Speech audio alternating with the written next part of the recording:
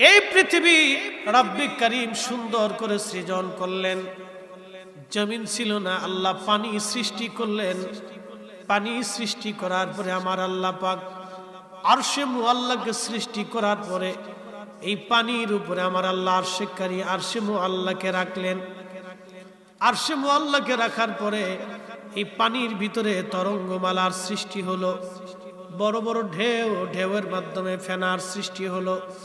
এই ফেনার মাধ্যমে আমার আল্লাহ জমিন, এই মাটি আমার আল্লাহ সৃষ্টি করলেন। যেখানে পাহাড় দেওয়ার দরকার আল্লাহ পাহাড় দিলেন, নদী দেওয়ার দরকার আমার মালিক নদী দিলেন। পদ্মা, মেঘনা, যমুনা, পৃথিবীর বড় বড় নদী, ওই দজলা নদী বলেন, ফরাত নদী বলেন, নীল নদ বলেন, মরুভূমির ভিতর দিয়ে, আমাজন জঙ্গলের ভিতর দিয়ে, সুন্দর বনের ভিতর দিয়ে আল্লাহ পাক ক্যানেল, খাল কেটে দিয়েছেন আমার আল্লাহ। শত হাজার হাজার বছর আগে আমার আল্লাহ খাল কেটে দিলেন। যেখানে জঙ্গলের প্রয়োজন, মরুর প্রয়োজন, মরুদ্যানের প্রয়োজন, ফসলি জমির দরকার আমার মালিক আল্লাহ দিলেন। বরুড়ার মুসলমানের আরে মাইকের আওয়াজ বহুদূর যায়। অনেকে ভেবেছে হুজুর এত রাত্রে মাহফিল, কি জন্য আমরা বসে থাকবো? কিন্তু আপনি জানেন না এটা জান্নাতের বাগান। শুধু বাগান না, আমরা এখন সবাই আল্লাহর মেহমান, রব্বে কারীমের মেহমান আমরা। আপনার বাড়িতে অনুষ্ঠান হলে আপনি চিন্তা করেন কাকে মেহমান বানাবেন, চিন্তা থাকে কোন আত্মীয়কে দাওয়াত দিবেন। বেছে বেছে আত্মীয় স্বজন দাওয়াত দেন, বিভিন্ন জায়গা থেকে আত্মীয় স্বজনরা আসে, আপনার বাড়ি মেহমান হিসেবে আপনি খাবার দেন, তারা খেয়ে দিয়ে সম্মানের সাথে চলে যায়। এ মুসলমান, এই মাহফিল আল্লাহর জান্নাতের বাগান। আল্লাহর জান্নাতের বাগানে যারা বসে থাকে তারা আল্লাহর জান্নাতি মেহমান। আল্লাহ এখানে নাম লিস্ট করে করে, বাছাই করে করে আমার আল্লাহ এখানে দাওয়াত দিয়ে আপনাকে যাকে কবুল করেছে রাত 12টার সময়, তারাই শুধুমাত্র এই বাগানে বসে আছে। কথা বলেন ঠিক কিনা? শুধু এতটুকুন বুঝে যাবেন যে আমরা মর্যাদাপূর্ণ। কেন? আপনার বাড়িতে একটা অনুষ্ঠান যদি হয়, ছেলের বিবাহ, নাতির মুসলমানি, খাতনার অনুষ্ঠান যদি হয়, উলিমার অনুষ্ঠান, ফাতিহার অনুষ্ঠানে আপনি নাম লিস্ট করেন কাকে কাকে দাওয়াত করা হবে। আপনি লিস্ট করে করে দাওয়াত করে নিয়ে গেলেন। আল্লাহ পাক লিস্ট করলো আমার কোন বান্দা আমার জান্নাতের বাগানে আসবে। কি দাম আমাদের, কি দামি মেহমান আমরা। নবীজি বললেন সাহাবীরা জান্নাতের বাগান দেখে না, পাও ওই বাগানে বসা। সাহাবীরা বললেন হুজুর মারিয়াদুল জান্নাত, জান্নাতের বাগান কি? নবীজি জবাব দিলেন হিলাকুজ জিকির, জিকিরের বৈঠক, আল্লাহর বেহেশতের বাগান। একবার জোরে বলা যাবে কি সুবহানাল্লাহ? দলবদ্ধভাবে দোয়া করা, এটা কার জিকির? কার জিকির? তাহলে আজকে যারা বেদাত বলতেছে মূলত ওরাই হলো অরিজিনাল বেদাতি। কথা বুঝেন নাই মনে হয়? বুঝে বাড়ি যাওয়ার দরকার। এ বরুড়ার মুসলমানেরা, রাজা মারার বাবাজিরা রে, মাইকের আওয়াজ যতদূর যায়, এই পৃথিবী আল্লাহ খুব যত্ন করে ভালোবেসে আল্লাহ বানাইলেন।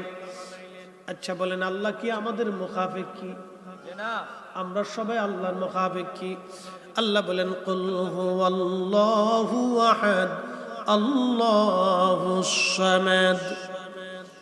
আমি আল্লাহ কারো মুখাফিক কি না? সব আমি আল্লাহর মুখাফিক। কি তাহলে আল্লাহর এত দায় ঠেকছে কি আপনার জন্য বৃষ্টি দিবে? আল্লাহর এত ঠেকা ঠেকলো কি আপনার জন্য ফলমূল দিবে? আল্লাহর এত ঠেকা ঠেকলো কি আপনার জন্য ওষুধ বানায় দিবে?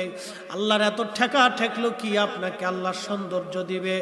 আল্লাহ আপনাকে ভালোবাসে, ভালোবাসে, ভালোবাসে। একটা সন্তানকে মা যেমন কলিজার ভিতর থেকে ভালোবাসে, আমরা অনেকেই ভালোবাসি। আমাদের ভালোবাসা আর মায়ের ভালোবাসা কিন্তু এক না। কথা বলেন না কেন? আমার দেশের যে মেয়েরা, আমার দেশের যে ছেলেরা বাবার অনুমতি ছাড়া, মায়ের অনুমতি ছাড়া অন্য পুরুষেরা হাত ধরে যারা ঘর থেকে বের হয়ে যায়, অন্য মেয়েটাকে ঘর থেকে নিয়ে চলে আসে। এ যুবক আর যুবতী, তুমি জানো না তুমি সন্তানের মোহাব্বত বাবার কলিজার ভিতরে এত বেশি, তুমি যার হাত ধরেছো তার মোহাব্বত ক্ষণস্থায়ী সামান্য সময়ের জন্য, আর তোমার বাবার মোহাব্বত অনাদিকাল পর্যন্ত চলতে থাকবে। মেহেশরের মাঠেও একটা বাবা যদি জান্নাতে যায় চিন্তা করবে, আহা আমার সন্তানদেরকে যদি নিয়ে যেতে পারতাম। এই মায়ের ভালোবাসা বেশি। পৃথিবীতে একটা মা সন্তানকে কলিজার ভিতর থেকে ভালোবাসে, কলিজার ভিতর থেকে ভালোবাসে। আল্লাহর নবী একদিন মেলার মধ্যে চলে গেলেন, বাণিজ্য মেলা হলো মদিনাতে। সাহাবা একরাম দেখলেন একটা মহিলা একটা বাচ্চাকে জড়িয়ে ধরে কাঁদতেছে। নবী বললেন, সাহাবীরা রে, ওই মহিলা কেন বাচ্চাটাকে জড়িয়ে ধরে কাঁদে, বলবা কি?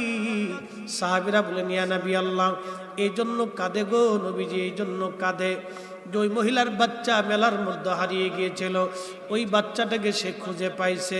মা সন্তান পাওয়ার আনন্দে জড়িয়ে ধরে ধরে মা কাঁদতেছে, জড়িয়ে ধরে ধরে মা কাঁদে। হুজুর, এই কান্না আনন্দের কান্না, এই কান্নাটা খুশির কান্না। আল্লাহ নবী ডাক দেয় বলেন, সাহাবীরা রে, তোমরা জানো আল্লাহ পাক ভালোবাসাটাকে 100 ভাগে ভাগ করলেন। একটা ভাগ আল্লাহ পাক তামাম সৃষ্টির মধ্যে আল্লাহ দিলেন, মায়ের হৃদয়ের ভিতরে আল্লাহ সন্তানের প্রতি ভালোবাসা দিলেন। এই জন্য দেখবেন একটা মা শীতের মধ্যে রাত্রিবেলা ঠান্ডায় মা ঘুমায়, কিন্তু বাচ্চাটাকে মা কম্বল কাঁথা দিয়ে জড়িয়ে ধরে রাখে।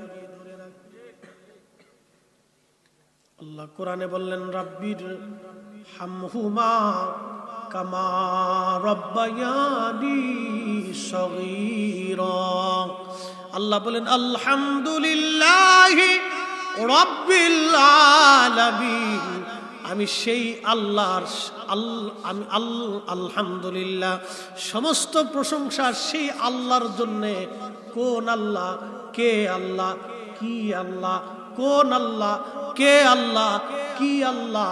তার পরিচয় আল্লাহ পরের অংশ দিয়ে বললেন, আলহামদুলিল্লাহ সেই আল্লাহ রব্বিল আলামিন।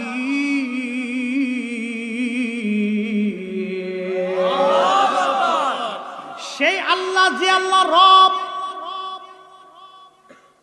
প্রশ্ন করবেন, হুজুর আমাদের দেশে তো আব্দুর রব আছে, আরবিতে বলে রব, বাংলায় বলে লালন পালন করনেওয়ালা। লালন পালন কি?